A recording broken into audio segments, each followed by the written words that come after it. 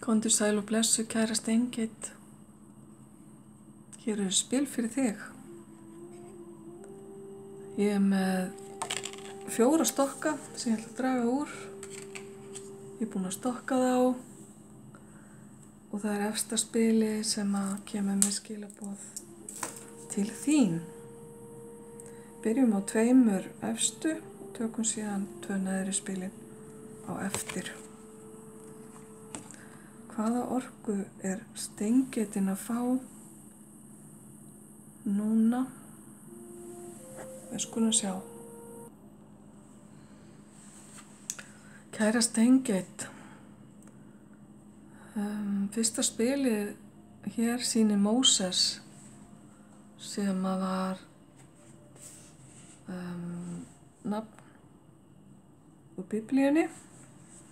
Móses var mikill leiðtogi sem leiddi þjóð sína út úr eyðimörkinni og í gegnum erfiða tíma. Hann hafði vald til að skilja öldur hafsins. Hann hafði vald til að gera mat úr engu. Og þetta eru skilaboð til þín, kæra Steingeit, að nú þarft þú að taka valdið svolítið í þínar hendur og taka stjórn á eigin lífi eða aðstæðum í þínu lífi. Kannski ertu stödd í einhvers konar aðstæðum sem eru erfiðar eða þú ert að fara inn í tímabil þar sem að stjórnunar hæfileikarnir eru að fara að njóta sig. Næsta spil talar þinn innri styrk eða þinn innri kraft, þitt innra vald, og þetta vald kemur í þögninni með því að hugleiða, með því að kannski draga þig út úr ysju og þysi í kringum þig. Þá finnurðu fyrir innri kraftinu þínum og ef til það sem þarf að gera til þess að ná tökum á þessu sem að þú þarft að standa frammi fyrir. Þú þarft kannski að horfa inn á við, hlusta á þögnina án þess að láta aðra trufla þig og finna svörin þar og draga þér orku þaðan. Því þú ert mun sterkari heldur en þú vilt gefa þér kredit fyrir.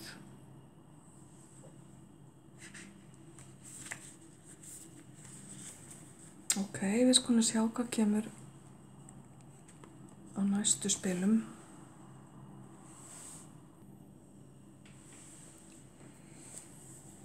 Hér er erkiengillinn Mikael í gervi námsmanns sem situr og les. Þetta er orka viskunnar, orka heiðarleikans, orka trausts og orka þess sem að fylgist með, tekur eftir og nýtir sér þekkingu. Það er kannski partur af þessu sem að þú þarft að fara að stýra eða taka stjórn á, að afla þér þekkingar fyrst áður en þú ferð inn í það. Kannski mun aðri leita til þín eftir ráðum og þá verður þú búin að kanna málin. Síðan kemur að því hér að þú þarft að fórna einhverju og hér stendur sönn fórn felst í því að taka það sem virðist vera óbærileg byrði eða kross að bera og snúa því upp í ást. Að sleppa tökum á einhverju og láta bara kærleikan að leysa málin. Ok, svolítið skemmtilegt samspil á þessum spilum. Hvar hefur þig skort stjórn í eigin lífi? Ertu búin að vera meðvirk, kæra Steingeit? Hefurðu leyft öðrum að ráða yfir þínum tilfinningum, stjórna því hvernig þú tekur á málum eða stendur kannski frammi fyrir einhverju stóru verkefni á næstunni sem að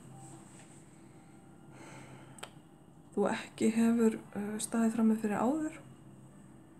Þá er að gera að kynna sér bakgrunninn, athuga hvaða leiðir er best að fara.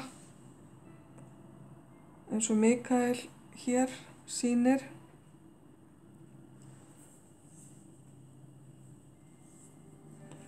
Blái liturinn hér sem oft sagður vera litur hálsstöðvarinnar. Hún er stöð tjáningar. Þannig að þú ert kannski að fara að taka þetta vald eða sýna þetta vald með því að tjá þig á einhvern máta sem þú hefur ekki gert áður. En oft þegar við erum að breyta, gangi gegnum breytingar eða takast á við eitthvað stórt og mikið, þá er eitthvað annað sem þarf undan að láta og það getur verið að þú þurfir að losa þig við ákveðna óæskilega hluti eða orku sem er ekki að þjóna þér, jafnvel manneskju eða áhrif manneskju.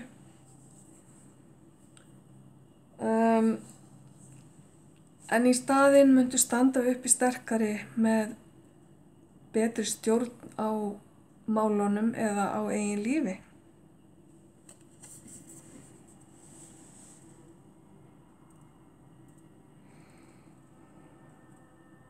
Ok, kæra Steingeit. Ég ráðlegg þér að pása kannski þetta myndband og skoða spilin sjálf. Það er að segja myndirnar, áhrifin sem að þær hafa á þig og skilaboðin. Því það er oft mjög gott að virkja eigið innsæi með svona skilaboð. Ekki bara hlusta á það sem sagt er, heldur líka að svona mynda sér sínar eigin skoðanir. Því að ef þið vill poppar eitthvað upp hjá þér sem að ég hef ekkert minnst á hér. Ok, kæra Steingeit. Þá ætlum við að láta þetta bara duga í bili. Gangi vel, ljós og kærleikur.